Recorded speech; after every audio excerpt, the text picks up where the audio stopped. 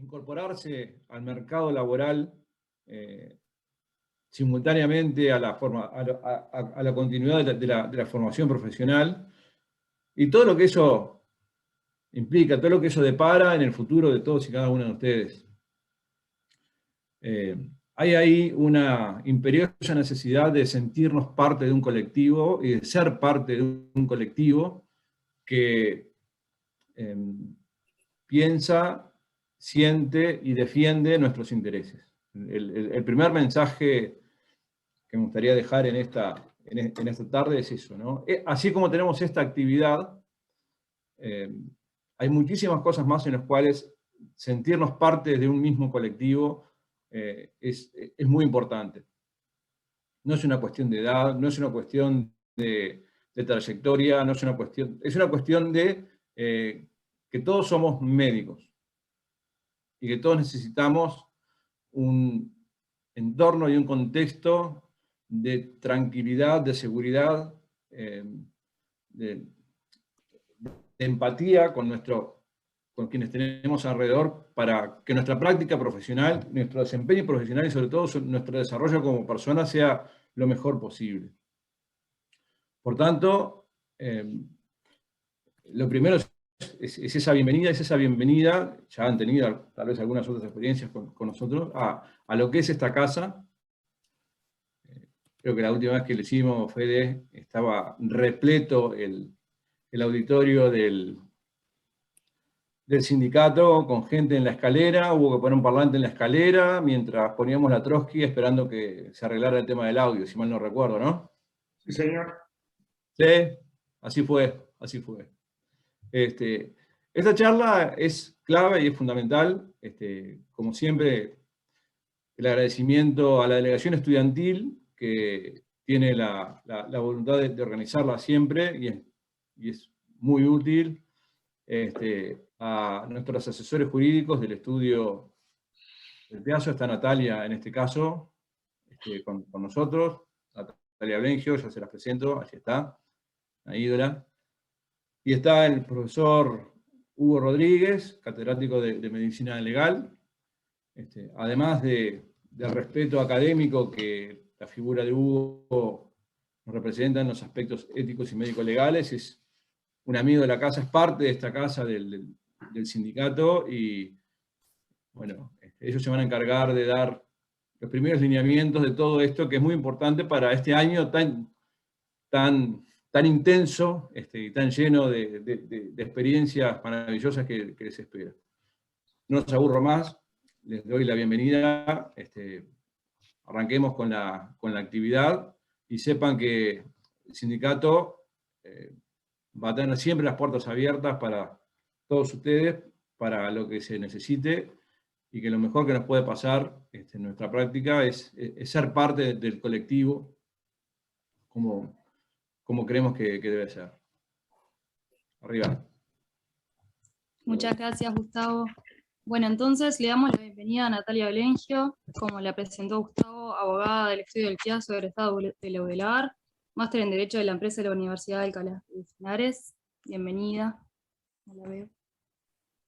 Hola, muchas gracias, Ana Clara, gracias, Gustavo, también por tus palabras. Y bueno, primero que nada, el agradecimiento por convocarnos un año más a esta instancia, que la verdad pretende ser enriquecedora, no tediosa, sino más bien que tengan ustedes las herramientas, ahora que comienzan una nueva etapa en su carrera, ya casi terminando para ingresar al mercado laboral, digamos, que sepan un poco qué les depara este año, a nivel, como dice la charla, ¿no? de determinados aspectos jurídicos, que son los que voy a tratar yo, que creo que soy la única doctora no médica de esta charla, y el doctor Hugo Rodríguez va a tratar la parte ética, que es tan importante o más importante de la parte que me toca a mí dar. Realmente tienen que tener eso bien presente.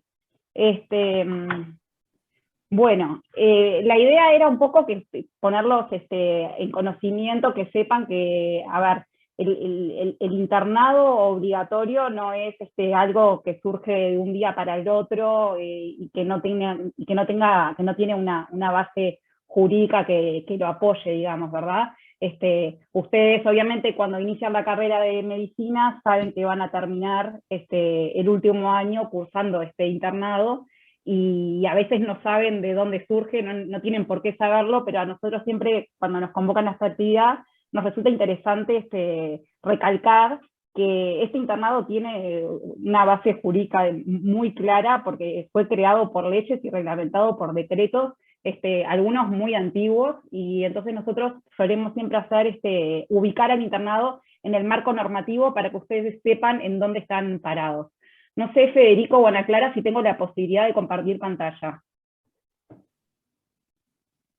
Sí, yo te hago como anfitriona para que puedas. Te agradezco. A Joaquín.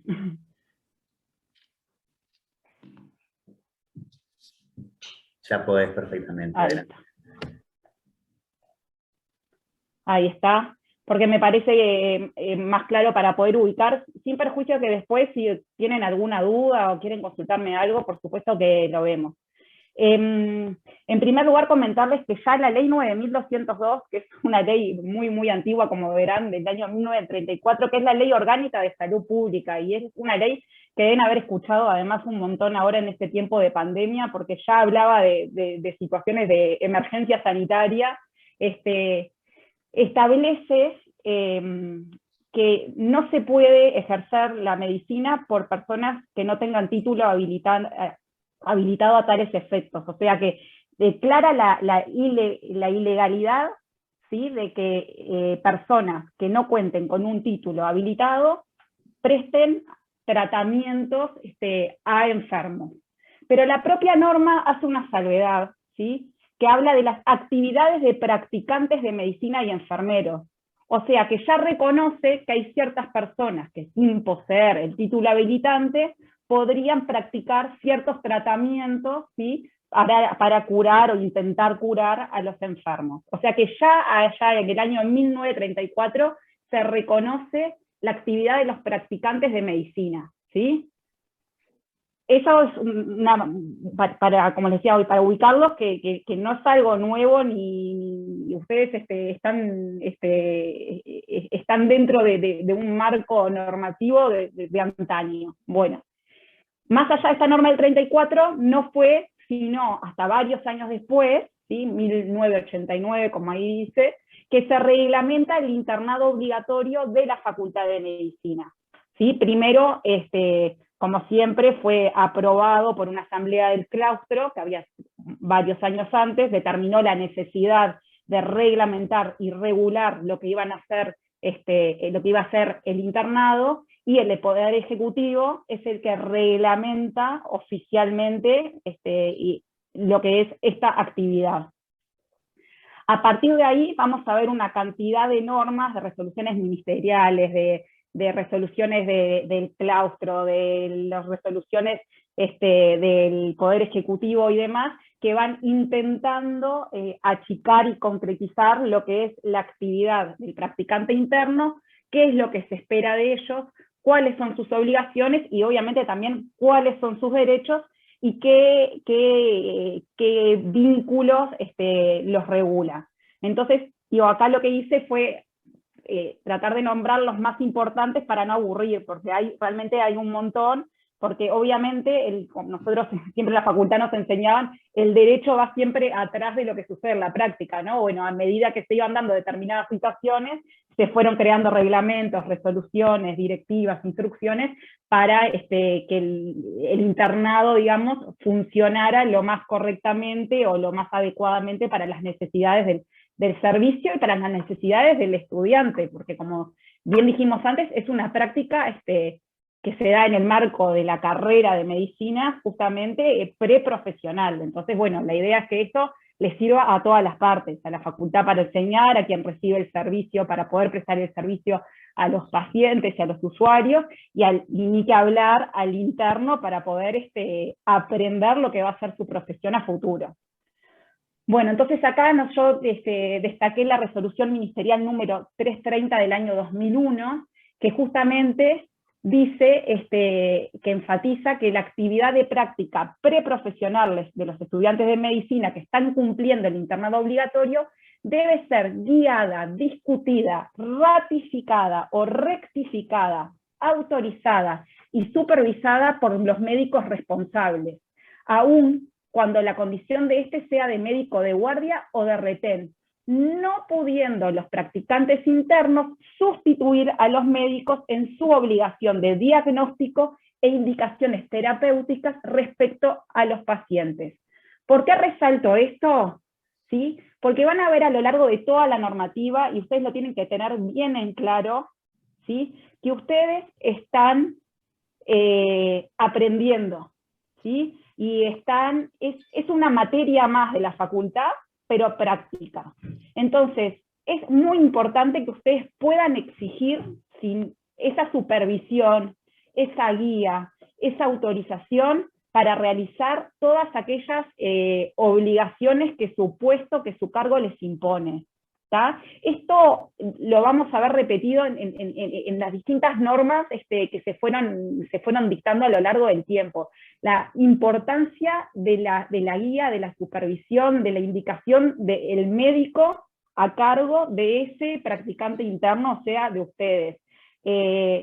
No deben estar a la deriva ni sentirse a la deriva. O sea, si el médico no está, tienen todo su derecho de exigirlo, ¿tá? Digo, eso es muy importante, porque además que es la persona que les va a enseñar, es el responsable de ese paciente, ¿sí? Bueno, seguimos con el marco normativo. Unos años más tarde, habíamos visto recién una resolución del 2001, en el 2004, vemos que se bajan a tierra determinadas definiciones. Entonces se define al internado obligatorio como al periodo curricular de práctica preprofesional de la carrera de doctor en medicina, cuya aprobación habilitará al estudiante a acceder al título correspondiente. Como decíamos recién, es en definitiva una materia más de la carrera, que es una materia muy rica porque es una materia práctica, pero es una materia de la Facultad de Medicina, ¿sí? Todavía no somos médicos. Por eso más adelante define qué es el practicante interno. El practicante interno es el estudiante, ¿sí? El estudiante de la Facultad de Medicina que cursa el último ciclo de su carrera. ¿Tá? Esto todos ustedes ya lo saben, pero yo lo quería decir que no es que lo sabemos por uso y costumbre. Esto existe en las normas, hay definiciones, su cargo está definido. No es algo que ay, me toca hacer el internado y como el año pasado fue así, ahora también es así, no. O sea, está dentro de un marco normativo porque estamos cumpliendo funciones dentro de instituciones médicas, atendiendo a pacientes, atendiendo a personas enfermas, y entonces esto no es una regulación hecha a los tiros, por así decir, ¿tá? Digo, tiene todo está perfectamente establecido, y a medida que han pasado cosas se ha tratado de concretizar aún más, como hoy les decía, ¿sí? Bueno, más adelante este mismo decreto dice que se establece que las actividades realizadas por los practicantes internos deben ser supervisadas, guiadas y autorizadas por los médicos responsables en los servicios donde actúen, no pudiendo sustituir a estos en sus funciones. Una vez más, vemos que el practicante interno está a la orden de un médico de guardia habilitado para ejercer la medicina, que es el que le enseña, que es el que supervisa, que es el que autoriza, que es el que habilita, pero que nunca puede dejar de cumplir sus funciones para que el interno las cumpla. Siempre hablamos de que lo ayuda, de que puede hacer un examen clínico y después va y enseguida y le comenta al médico para que cuando el médico vaya a ver al paciente ya tenga los datos del examen clínico, del interrogatorio, todas esas cosas así, pero obviamente no puede el interno determinar por sus propios medios el tratamiento que se debe seguir, ¿sí? Esas pautas tienen que ser siempre supervisadas y guiadas por el médico de guardia. No quiero ser reiterativa, las normas son reiterativas porque esto es muy importante y es algo que ustedes deben exigir, y lo pueden exigir. Y bueno, después la última norma que yo encontré como muy interesante, y es lo que más les va a guiar, y yo les recomiendo que todos lo tengan impreso en su mesita de luz, es el programa del ciclo internado obligatorio, porque en el programa del ciclo de internado obligatorio están concretamente establecidas las pautas, ¿sí?, de lo que es el internado. ¿tá? Ahí explica que el internado tendrá un año de duración, o sea, todo este último año, lo arrancan ahora hasta el 31 de julio del año que viene, que veamos si se podrá ir o no al mercado del puerto, en el que se cursarán 4 rotaciones de 3 meses cada uno. Cada una de las rotaciones va a corresponder a una especialidad básica. Las especialidades básicas, como saben, son medicina interna, cirugía, pediatría y ginecobstetricia, ¿sí? Y en dicho programa, además, se establece las funciones del practicante interno, las habilidades que se quiere adquirir, la forma en que será evaluado y la forma de aprobación de dicho ciclo, ¿tá? Al cabo de la aprobación de la cual se otorgará el título de doctor en medicina. O sea que todo esto que yo acabo de hacer es un resumen de lo que dice el programa del ciclo de internado, ¿sí? ¿Por qué dura un año? ¿Cómo son las rotaciones? ¿Cuánto va a durar? Y sobre todo, y quiero recalcar, qué es lo que se espera, ¿sí? Que ustedes cumplan durante el ejercicio, durante el tránsito de esta etapa muy importante para su carrera, porque es importante, obviamente, porque de la aprobación del internado depende que ustedes obtengan ese título habilitante para ejercer legalmente la medicina, ¿sí? Así que es muy importante que tengan en cuenta el programa del ciclo de internado obligatorio para que sepan qué es lo que se espera de ustedes. Y además, la mayoría de las preguntas que yo me hago y me contesto, que vamos a ver ahora, están contestadas en ese programa. Y ese programa recoge de alguna manera toda la normativa que yo les sinteticé muy, muy concretamente antes y la que no resalté en este marco normativo, pero que existe, de alguna manera está recogida en este programa, ¿tá? El programa lo que hace es reglamentar de alguna manera estas normas, bajarlas a tierra, pero no las contradice para nada, al revés, es un refuerzo y es de una ayuda muy grande para que ustedes sepan qué es lo que tienen que hacer. Entonces, bueno, como para que esto sea más fluido, lo que hacemos es una serie de preguntas que a ustedes los puede ayudar, que seguramente todas estas preguntas ustedes ya las saben. Quiero que sepan que todas están contestadas en este programa y en las normas, que no es que, como decía hoy, no hay que saberlas solamente porque el año pasado mi amigo cursó el internado y era así, o sea, es así porque tiene una razón de ser. Entonces, bueno, ante la pregunta cómo accedemos al cargo, ¿sí? Al cargo del practicante interno, ni que hablar que tienen que estar cursando la carrera de medicina y estar entrando al último año, ¿tá? Antes de entrar al último año, ustedes todos ya deben haber concursado, ¿sí? Se hace un concurso donde luego de ese concurso, de esas pruebas, se pondera, se ponen puntajes, ¿sí? Se hace una lista, un orden de prelación, donde los que salen primero siempre van a poder elegir primero a qué centro, a qué institución quieren hacer este internado, y bueno, y los que salen últimos le van quedando los lugares que nadie va eligiendo. Eso es importante, ¿sí? Este orden de prelación lo hace la propia Facultad de Medicina, ¿tá? Así que bueno, conforme a esto, como dijimos recién, se van a elegir los cargos y los lugares donde vamos a trabajar. Muy bien. Después, ¿cuántos cargos hay para este concurso? Bueno, en realidad hay que ver cuántos cargos hay disponibles cada año, y eso depende de los convenios que la Facultad de Medicina va haciendo con las distintas instituciones, como vamos a ver después. O sea, tengo entendido que últimamente, o de siempre hay cargos para absolutamente todos los estudiantes. Después lo que va a cambiar, que es la reivindicación que siempre también nosotros acompañamos desde el sindicato, es qué cargos son pagos, cuáles no, a qué lugar me gustaría ir, a cuál no. Eso siempre, a los que le va peor en el concurso, les tocan los cargos que de repente quedan para atrás en una elección.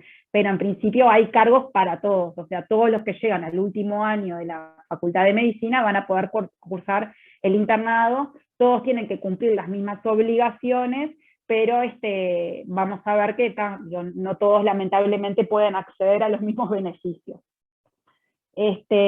Bueno, en cuanto a dónde van a realizar el internado, bueno, obviamente en la UDELAR, que tiene su propio hospital de clínicas, en ACE, en el Ministerio de Salud Pública, e instituciones con convenio. Cuando decimos instituciones con convenio, quiere decir que cualquier institución médica que haga un convenio con la Facultad de Medicina para recibir practicantes internos, es también un lugar habilitado para cursar este último año de la facultad. Digo esto porque estas instituciones no tienen que ser solamente públicas, también privadas. Yo tengo el recuerdo que la española, por ejemplo, tenía el programa para practicantes internos, el británico lo tuvo con una universidad privada, creo que ya el convenio caducó, pero digo, a lo que voy es que uno suele pensar en el internado, voy a hacer el internado, la práctica en el Maciel, en el Clínicas y en la RAP de Parque del Plata. Bueno, en realidad perfectamente de existir convenios con instituciones privadas, la propia norma lo permite. En cuanto al régimen de horario, bueno, el horario que se le exige son 44 horas semanales, ¿sí? Lo que se dice de esto es que lo que arma el programa es que estas 44 horas semanales tienen que distribuirse de determinada manera, hay límites. Se pide que no haya más de 12 horas de guardia seguidas, y además específicamente se establece que cuando toca la rotación en el interior, ¿sí?, no se dejen días y días sin cubrir, o sea, hago en 3 días las 44 horas y dejo 4 días sin practicante interno en el interior a esa institución. Entonces, más o menos, más o menos no, las horas semanales que se le exigen a ustedes son 44, la distribución, ¿sí?, se va acordando tanto con el coordinador del programa como con los servicios según la necesidad, pero dentro de estos límites, como decíamos hoy, ¿sí?, que no haya guardias mayores a 12 horas seguidas y que en el interior no queden muchos días sin practicante interno. Muy bien. Y después lo último que nos resulta interesante, antes de pasar al final, decirles que si alguno de ustedes ya tiene algún cargo remunerado para la administración, ¿sí?, se permite como excepción poder acumular horas, o también lo que se llama acumulación de sueldos, ¿sí? Esto, ¿por qué digo como excepción? Es porque en realidad los funcionarios públicos nunca pueden acumular 2 cargos o 2 sueldos, salvo que alguna norma lo permite. Bueno, lo permita. En el caso de los practicantes internos, al igual que para docentes e incluso para médicos, se permite una acumulación de hasta 60 horas semanales. Entonces, si yo tengo 44 horas que cumplir sí o sí con mi cargo de practicante interno, no puedo hacer en el otro cargo, ¿sí?, más de 16 horas semanales, ¿sí?, pero puedo hacer hasta 16, a diferencia de lo que es la regla general, que no puedo acumular 2 cargos públicos o 2 cargos con la administración, ¿tá? Esto es importante porque muchas veces se nos ha dado que obviamente quienes están haciendo el internado ya tienen otro trabajo, y o tienen que pedir licencia sin goce de sueldo, o tienen que renunciar, o tienen que pedir la reducción horaria. Lo que sí es claro es que el límite, más allá de la excepción, son 60 horas semanales, no se puede trabajar más que eso.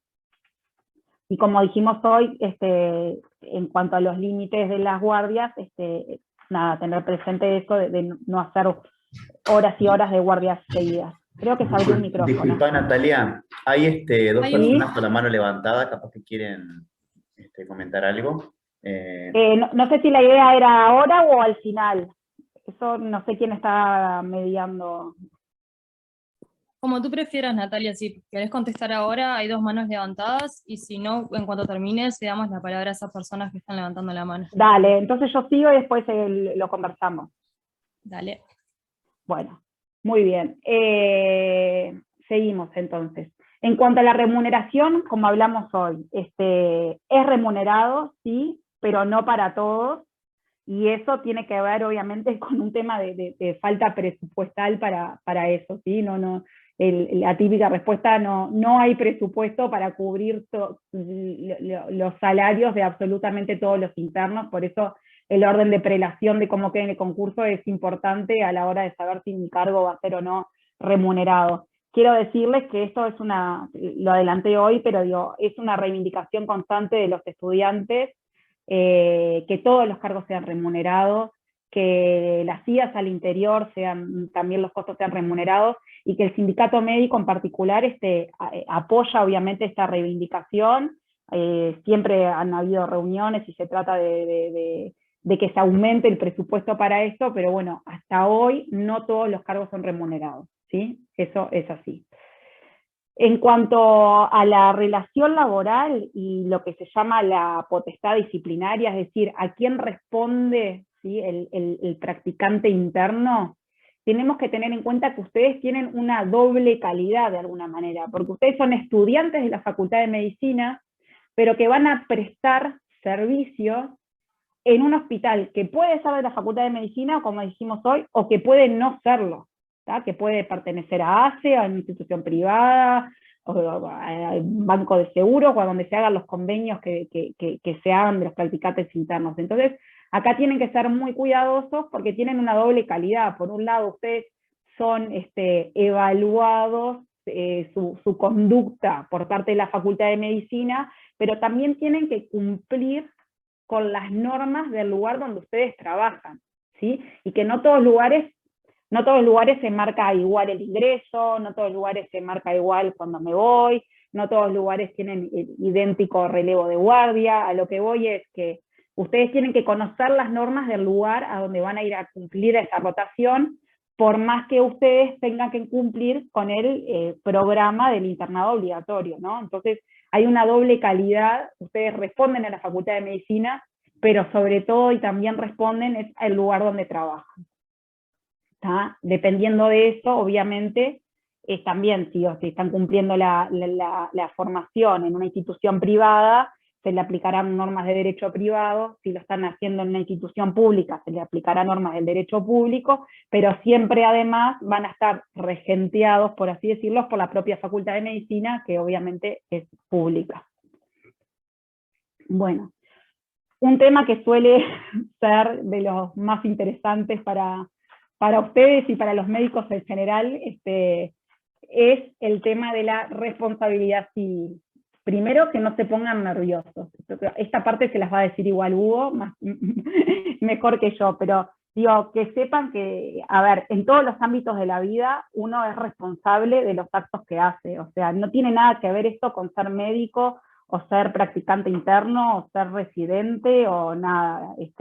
La responsabilidad viene de la mano de ser un ser humano mayor de edad y con capacidad para cumplir con sus obligaciones y para ejercer sus derechos, ¿sí?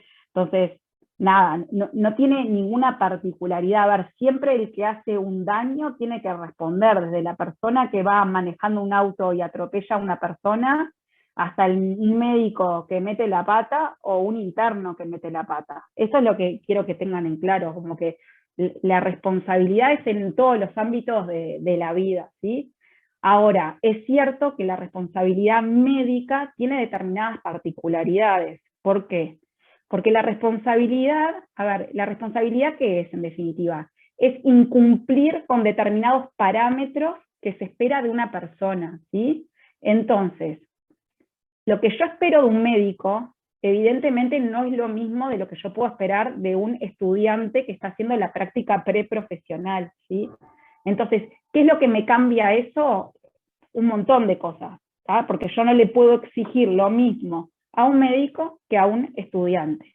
Entonces, en el derecho se ha elaborado, digamos, este instituto de la responsabilidad médica por la especialidad que tiene la culpa. O sea, la persona que está preparada, ¿tá? Porque estudió toda su vida para ser médico, después hizo la especialización, después siguió la docencia y demás, y tiene ciertas particularidades, porque yo lo que le puedo exigir a él es la diligencia, ¿sí?, de un buen médico, de una persona capacitada para realizar ciertos actos médicos, ¿tá?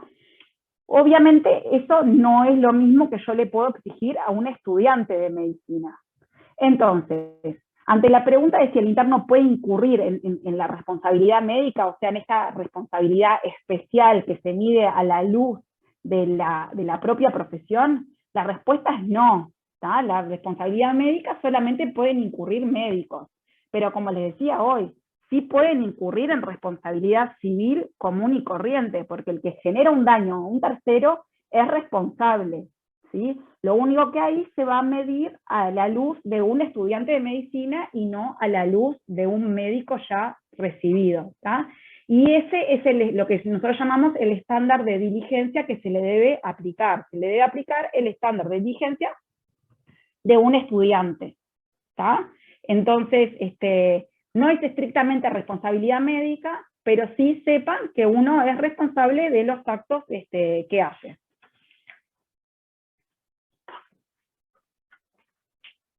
Entonces, bueno, analizando lo que es la responsabilidad, podemos encontrar tres hipótesis que tienen que ver justamente con lo que hablamos hoy de la importancia que es la supervisión, la autorización y la guía que debe dar el médico de guardia, el médico que está a cargo de ese practicante interno, ¿sí?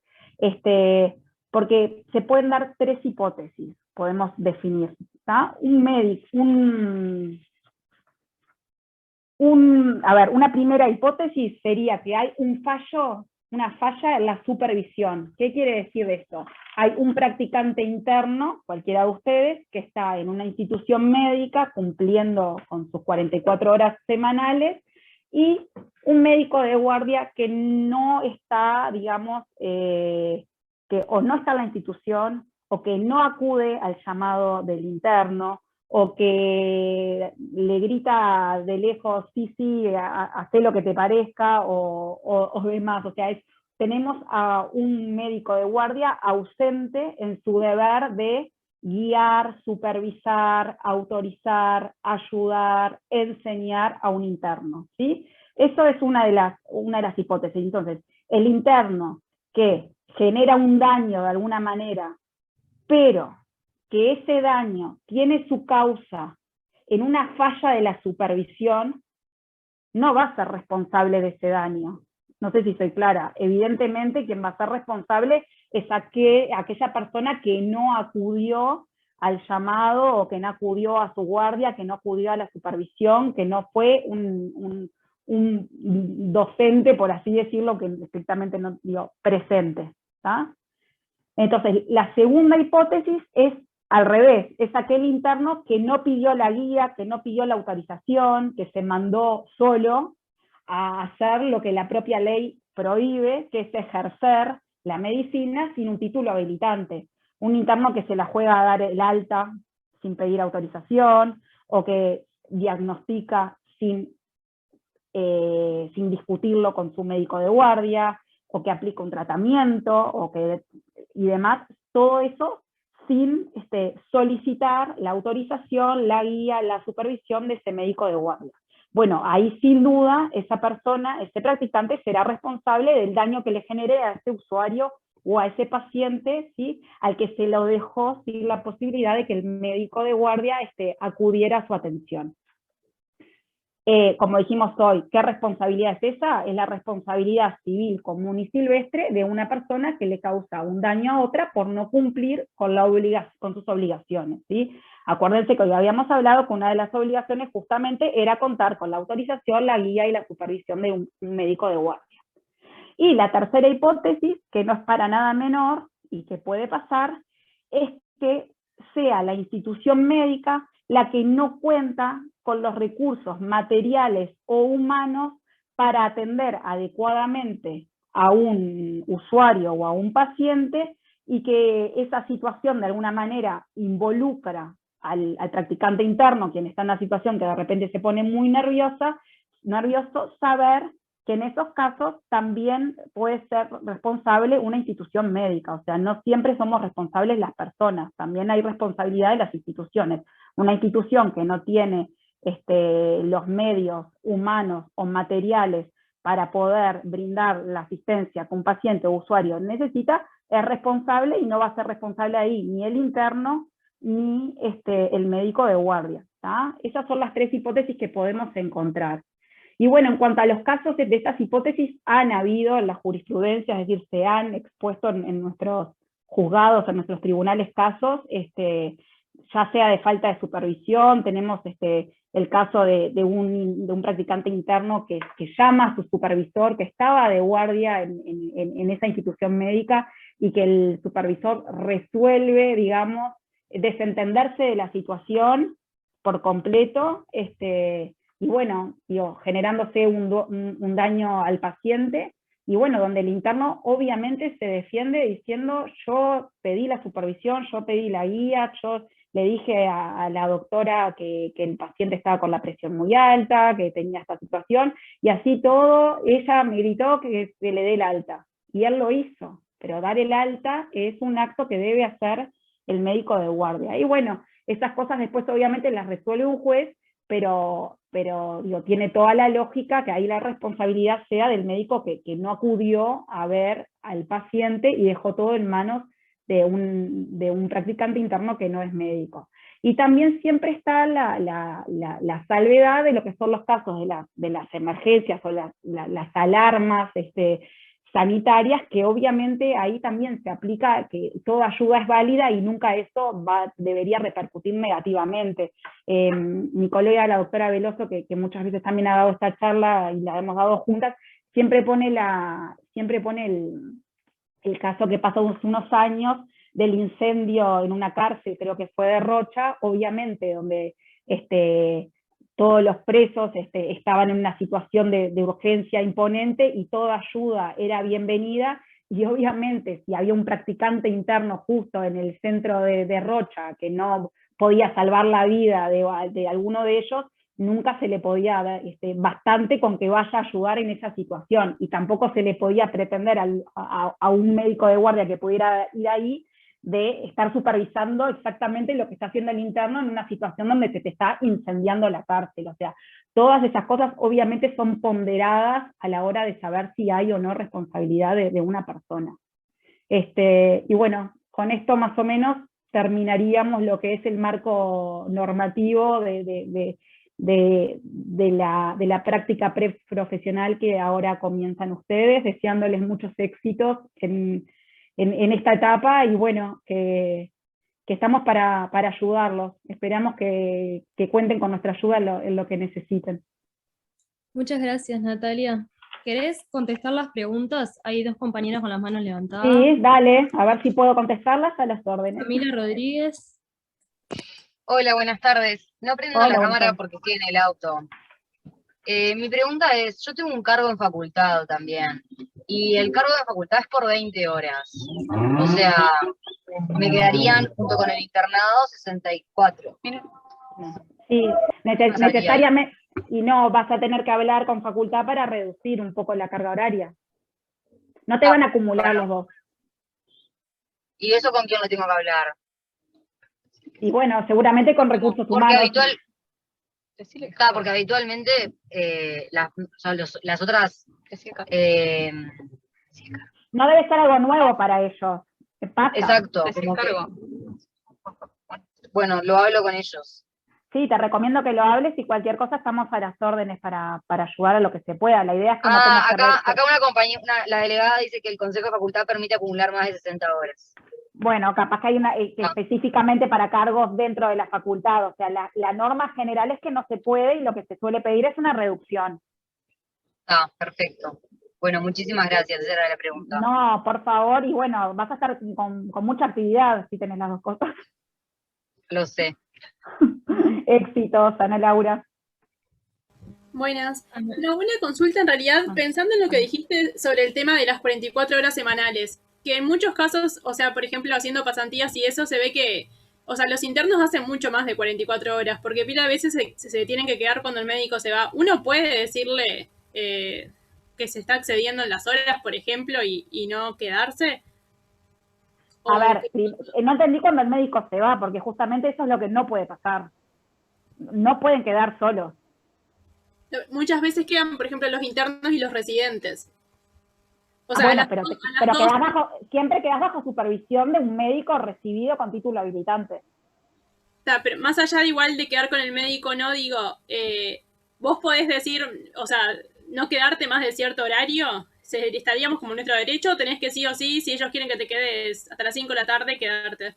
no, a ver, a ustedes les dividen la jornada laboral de 44 horas semanales y se entiende que esa es la que tienen que cumplir. O sea, después si por alguna excepción te da que, no sé, están atendiendo a un paciente y ustedes mismos no se quieren ir porque les interesa saber cómo es la resolución de ese paciente y demás, pueden quedarse, pero a ver, lo que se le exige son 44 horas semanales. Esa es la exigencia normativa. Después, como les decía hoy, a veces la práctica nos pasa que no es, no encuadra exactamente, digamos, a lo que la norma dice, pero sí, son 44 horas semanales. Eso es lo que ustedes tienen que cumplir. Bien. ¿Tá? Pero digo, atienden pacientes, atienden a personas. A veces eso hace que obviamente, digo, algún día si están en el medio de la atención de un paciente, se vayan un poco más tarde. Eso también les va a pasar en la misma profesión médica, ya conocerán, ¿no? Con los relevos de guardia, cuando el otro se atrasó un poquito y uno no se puede ir. Claro, que muchas veces, o sea, los internos tienen que quedarse terminando, o sea, hasta terminar de ver todos los pacientes o cerrar todas las historias o lo que fuera, más allá de su horario. No cuando están viendo un paciente puntual, porque obvio no le vas a decir, bueno, se me terminó el horario, venga mañana. Por eso te digo que eso tiene que ver un poco con el caso concreto y con el día a día y con su propia profesión, que también capaz que cuando hubo ahora los temas éticos y demás, colateralmente tiene que ver con estas cosas, ¿no? Digo, la eventual omisión de asistencia o no, pero digo, lo que se les exige son 44 horas semanales. Igual ustedes son estudiantes, o sea que tampoco cometerían omisión de asistencia médica, no se asusten con lo que les acabo de decir. Simplemente a lo que voy es que muchas veces su profesión obviamente exige a veces un poquito más de ese horario, pero lo que le exige la norma son 44 horas semanales, y si ustedes ven que se están pasando de la raya o que todas las veces que les toca cubrir la guardia pasa lo mismo, están en todo su derecho de conversar con el médico supervisor y explicarles que en realidad, digo, la guardia asignada es de tal hora a tal hora, que les pase la cierre de historia clínica hasta X hora y que después siga con quien debe seguir el tema. Bien, gracias. Bueno, muchas gracias, Natalia. Si no hay más preguntas, pasamos con Hugo, el profesor Hugo Rodríguez Almada, director del Departamento de Medicina Legal y Ciencias Forenses. Hola, Hugo. Estás con el micrófono apagado. ¿Qué tal? Muchas gracias por la invitación. Es un gusto este espacio para compartir con ustedes, que ya hemos hecho años anteriores. Y bueno, yo siempre digo que me siento en mi casa, porque el sindicato es mi casa, y que sería bueno que ustedes lo sintieran como su propia casa, y que se comprometieran con esto que es una institución y un espacio colectivo y plural, en el que convivimos y hacemos cosas en favor de los médicos. Yo en realidad, hablar de los temas éticos, así en abstracto, en general, y aunque no hubiera un clásico dentro de 2 horas, es algo muy difícil, ¿no? Entonces, yo voy a centrarme un poco más en algunas cosas que me parece que pueden ser prácticas, que pueden ser recordables para ustedes, y de utilidad, ¿no? Primero, para no esquivarle a la parte ética, hay una cosa que me parece a mí que es buena para recordarla. Es un precepto ético que estaba en el viejo Código de Ética del Sindicato Médico y de la Federación Médica del Interior, que lamentablemente no está en los mismos términos en el Código de Ética Médica actual, que tiene un rango legal y que es obligatorio. Y es la idea que hay que tratar a los pacientes como si fueran un ser querido. Entonces, básicamente, esa es una cuestión que resume bastante que lo que se espera de los colegas médicos y de los practicantes internos, ¿no? Ustedes piensen cuando hacen algo, cuando interactúan con un usuario, con un paciente, si les gustaría que lo trataran así, si les gustaría que un ser querido fuera tratado de esa manera.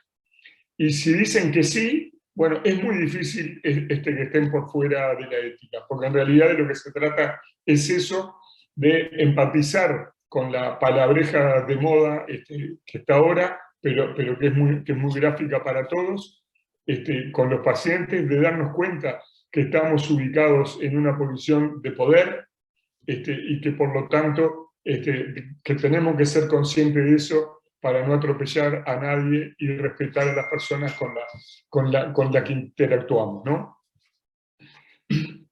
Y hay otra cosa que también me parece que es muy importante desde el punto de vista ético, que es la segunda cosa que yo les diría que para mí estaría bueno que la recordaran, y es que nosotros no tenemos que hacer medicina defensiva. Medicina defensiva es, que se definió hace ya unos cuantos años en Estados Unidos, y yo la voy a simplificar de esta manera. Es como cuando se hace un acto médico pensando no en el paciente, sino en cómo me posiciono yo por si esa persona en algún momento me hace un reclamo, ¿no? Es una manera nefasta de ejercer la profesión, porque fíjense ustedes que partiendo de esa base, nosotros no ponemos al paciente como el centro, sino nos ponemos nosotros. Viene el niño, yo qué sé, que dice la madre que se golpeó en la cabeza, entonces les decimos, bueno, la verdad que no está para hacer una tomografía de cráneo, pero yo se la hago igual porque miren, si después pasa algo, entonces yo quedo cubierto. Pero el radio todo, yo creo que no hay que hacerlo, pero lo hago igual porque a mí me parece que así quedo más protegido, ¿no? De eso hay 200 ejemplos. Y esa práctica no solamente es antiética porque no se hace pensando en los pacientes, sino en los médicos, sino que es nefasta como estrategia de prevención, porque precisamente incurre en riesgos al hacer actos médicos que no están indicados o que están contraindicados y que se hacen porque así yo capaz que quedo mejor posicionado por si me hacen un reclamo. Entonces, pensar eso en que siempre que hagamos las cosas y tomemos las decisiones sean pensados desde el punto de vista del bienestar del paciente, es una buena manera de entender que la responsabilidad médica. Porque no va a haber responsabilidad médica si nosotros actuamos de acuerdo a lo que se llama en latín la lex artis, o sea, la ley del arte.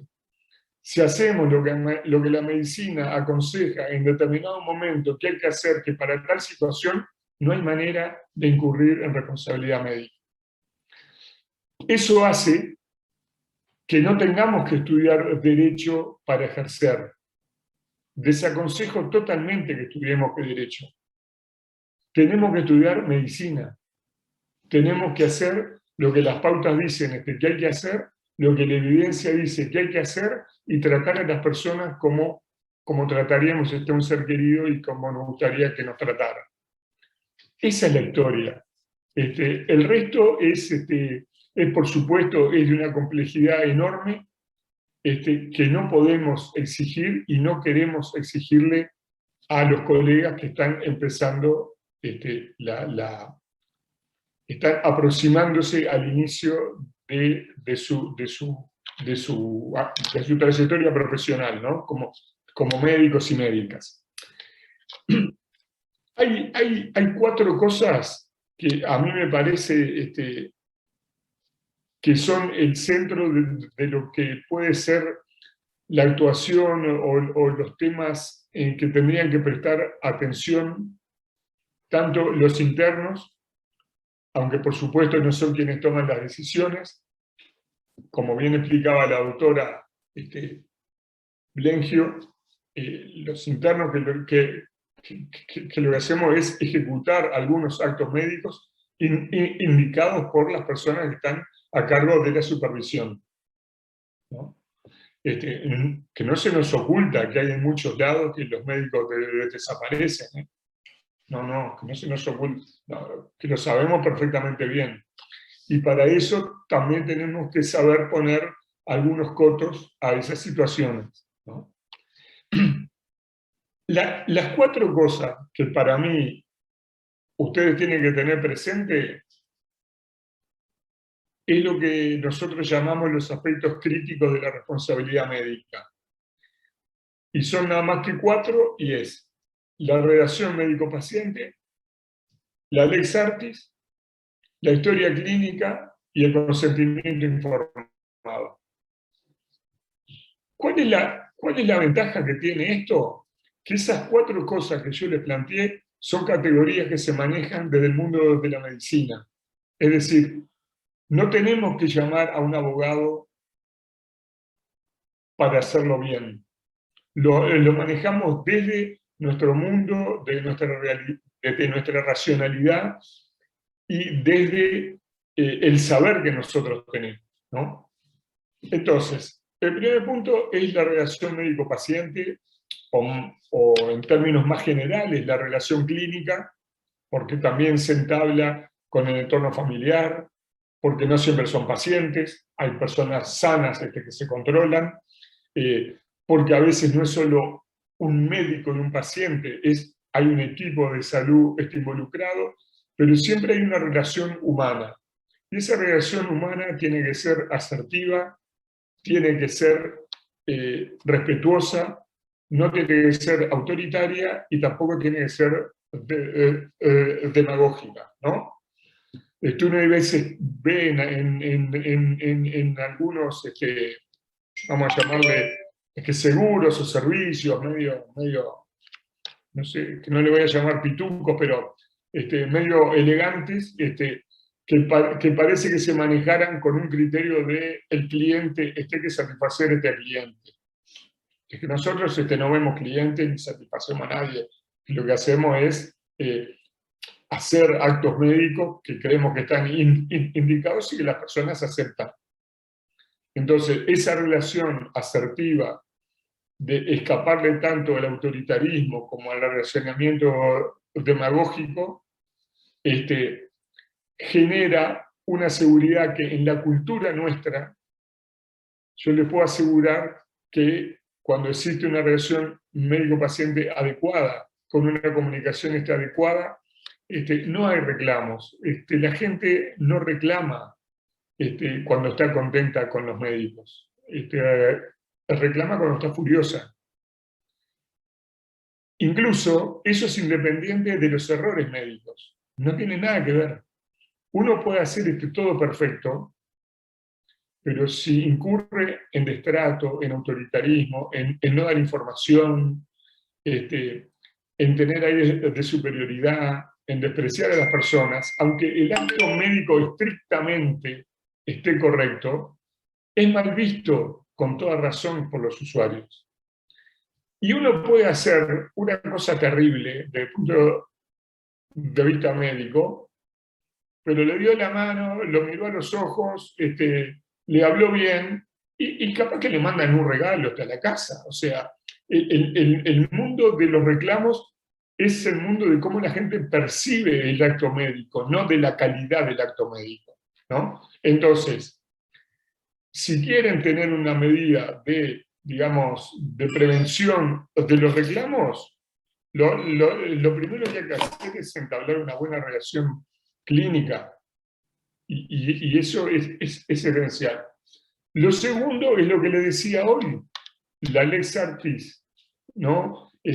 Ad hoc, o sea, lo que en un momento y en un lugar dado está aceptado como la medicina hace, bueno, eso es adecuado. Es decir, bueno, si tiene gripe y lo mandan a operar, bueno, eso está por fuera de la lex artis. La gripe que no se opera, en ningún libro dice que hay que operarla, no hay que operar, ¿no? Entonces, Pero aquellas cosas que están pautadas, que son los actos que se espera que hay que hacer, está dentro de la Lex Artis, que tiene un componente técnico y tiene un componente ético, ¿no? Si uno actúa por fuera de las normas éticas y no respeta los derechos de las personas, está por fuera de la Lex Artis. No importa que el acto médico propiamente dicho esté bien.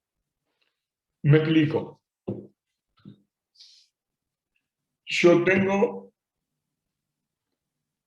una paciente, le digo que voy a hacerle, la voy a explorar, y la opero, y me doy cuenta, y resuelvo hacerle una histerectomía, y la mujer cuando se despierta está sin útero, no importa que esté indicado o no indicado, no importa que la técnica quirúrgica esté bien o esté mal, no importa que la cintura falle o no falle, eso está por fuera de la Lex Artis, porque uno no le puede sacar el útero a una mujer sin que la mujer sepa que se lo van a sacar y esté de acuerdo con que se lo van a sacar.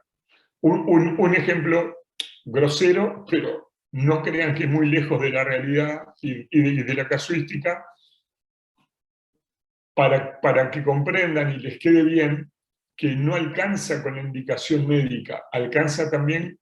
Es necesario y obligatorio también respetar los derechos de las personas, que son dueñas de su cuerpo y son dueñas de su vida, y de tomar las decisiones de acuerdo con sus propios valores y su propio proyecto de vida, y no la del médico que le tocó en suerte que la fuera a atender. Ya voy 2, llegué a la mitad. Punto 3, historia clínica. Queridos y queridas, la historia clínica no es un diario íntimo que uno escribe que si tiene ganas y si no está cansado. La historia clínica es obligatoria, forma parte del acto médico. No es optativo. Uno no puede decir, yo hice una operación bárbara, pero no voy a escribir la descripción operatoria porque ahora estoy cansado, y quiero ir o a mirar el partido, o tengo policlínica, o lo que sea. No, es como decir, no la voy a coser, no cierro la pared porque estoy apurado. No. Es una parte integrante. La persona tiene que quedar eso en el historial clínico de la persona. ¿Qué cirugía le hice? ¿Qué le saqué? ¿Qué le traje? ¿No? Entonces, es necesario. Bueno, la historia clínica es importantísimo, no porque, como decíamos antes, lo que no está en la historia clínica no existe. No, lo que no está en la historia clínica capaz que existe, ¿cómo no? Y capaz que lo que está en la historia clínica no existió nunca, también. Pero o sea que esa es una tontería, una simplificación. Pero lo que no es una tontería es que si hay una historia clínica escrita en forma negligente y nosotros tenemos algún problema, créanme que el que decide va a presumir que el acto médico también fue negligente. Es decir, si yo le hago un examen físico completo y me tomo 20 minutos examinando a un paciente de arriba abajo, y le hago el examen físico completo, y el paciente dice, a mí ni me miró, a mí no me tocó, y vamos a la historia clínica, y dice, historia clínica, SP, ¿ustedes a quién le creerían? Ante la duda. Entonces, es importante que ustedes registren en el acto médico. No porque eso lo vaya, como se decía antes, la historia clínica nos salva. Bueno, o nos salva o nos hunde, porque si hicimos todo mal y lo escribimos, nos hunde. O sea, no es para salvarnos o para no salvarnos. Es que el acto médico necesariamente debe registrarse, porque la asistencia médica hoy está sumamente socializada, y en la asistencia de un individuo intervienen muchas personas y necesitan estar comunicadas. De un turno y viene otro y tiene que saber qué le hice, qué le indiqué, si la indicación está cumplida, si no está cumplida. Eso en una forma sincrónica. Pero longitudinalmente yo tengo que saber si este paciente que estoy viendo hoy, no sé, si era celíaco, que si no era celíaco, si le hice la fibro, si no se la hice, qué le dio.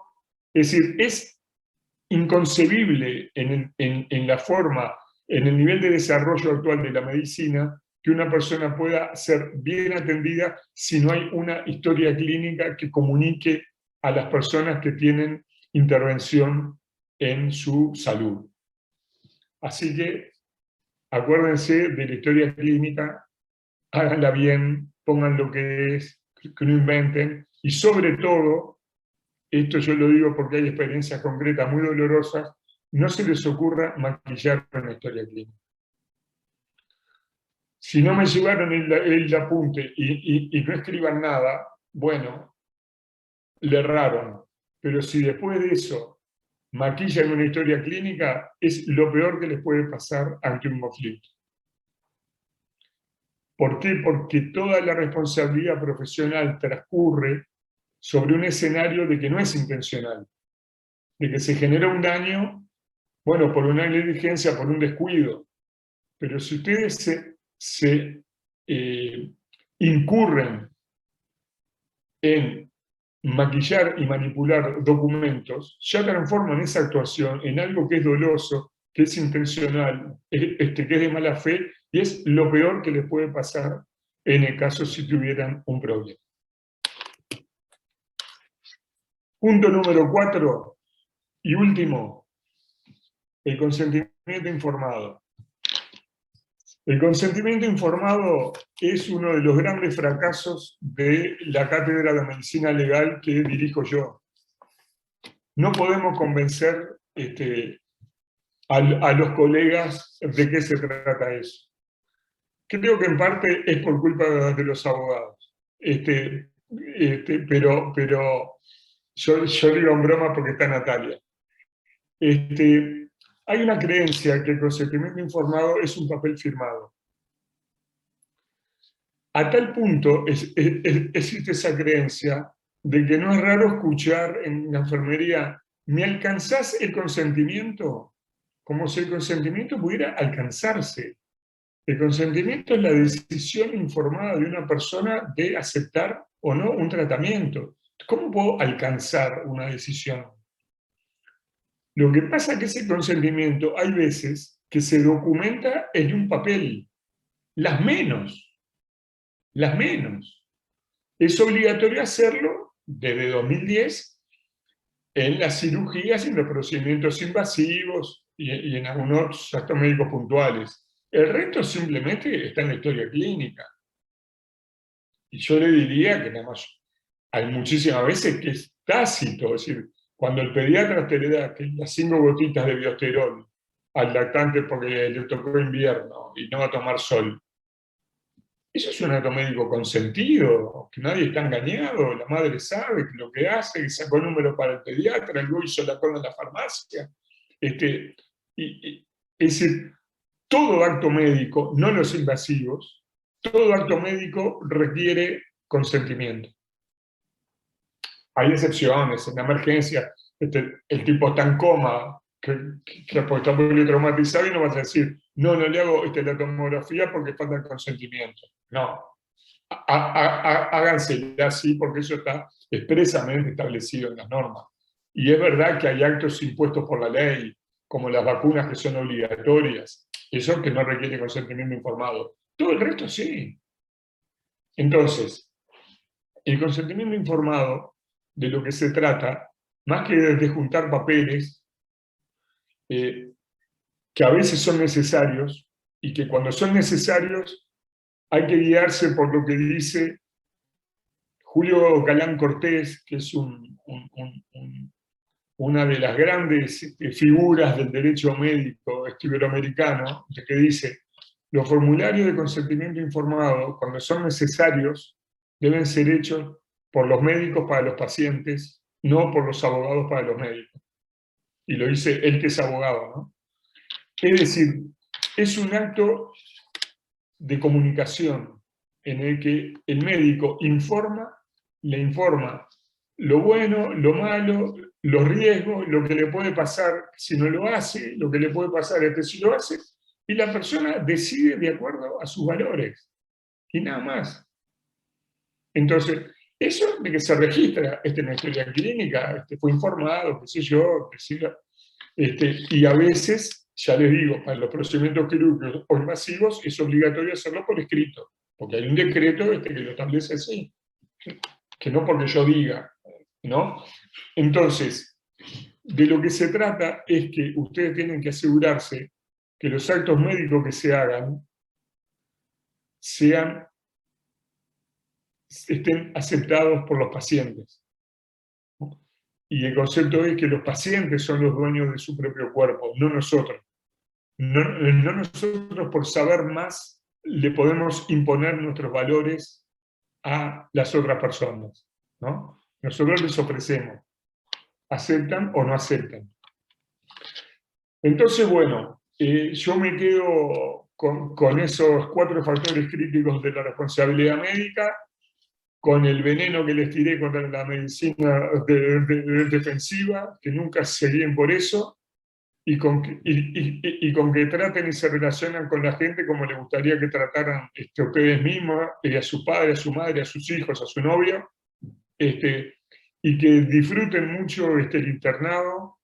Está bárbaro estas charlas, pero ustedes tienen que meterse en la medicina, y no tanto en la responsabilidad médica, sino en la responsabilidad, pero no en el sentido jurídico, en el sentido usual, de la responsabilidad de compromiso con la tarea, compromiso con los servicios, compromiso con la gente, compromiso con la facultad, y como decía el presidente al inicio, que disfruten mucho esta etapa, que formativamente es muy rica, humanamente es muy rica, y que bueno, y que es el último paso para que culminen eso que todas y todos están deseando hace tiempo y se han esforzado tanto, que es ser médicos.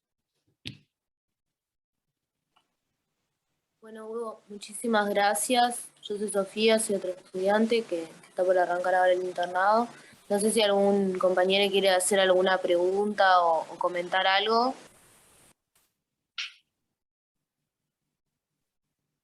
Si no, ya te agradecemos de nuevo por esta, y a Natalia también, por haber dedicado este tiempo para conversar de esto con nosotros. Y nada, creo que no es que saca los nervios, la verdad que no, pero bueno, también hace que uno vaya como encuadrándose en la situación un poco mejor quizás. Así que no, muchas gracias. Tienen que siempre, una recomendación es estar seguros, pero no ser soberbios. Ahí está el equilibrio, ¿no, Hugo? Exactamente. Entre lo que se espera, tanto del estudiante como después del profesional, y lo que se espera en general de las profesiones, pero la de ustedes es en particular muy delicada porque tratan con muchas personas. En situaciones vulnerables, además. O sea. Sí. Y mi bebé toma 8 gotas de Biosterol, no 5. ¿8? Viste, cambiaron las pautas. ¿Qué hago? ¿Le hago juicio al pediatra o no, Hugo? No hacen el juicio a mí que estoy pasando cosas viejas. Capaz que son 5 y te mandan 8 porque 3 siempre las escupen.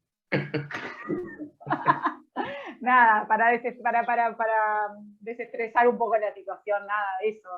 Siempre seguridad y mostrarse humildes con la situación y les va a ir bien. Y si no, llaman al estudio jurídico que les contestamos la demanda. Ahí va. Buenas noches. Chau, chau. Chau, que anden bien. Suerte con el internado. Chao, buenas noches. Gracias por todo. Gracias.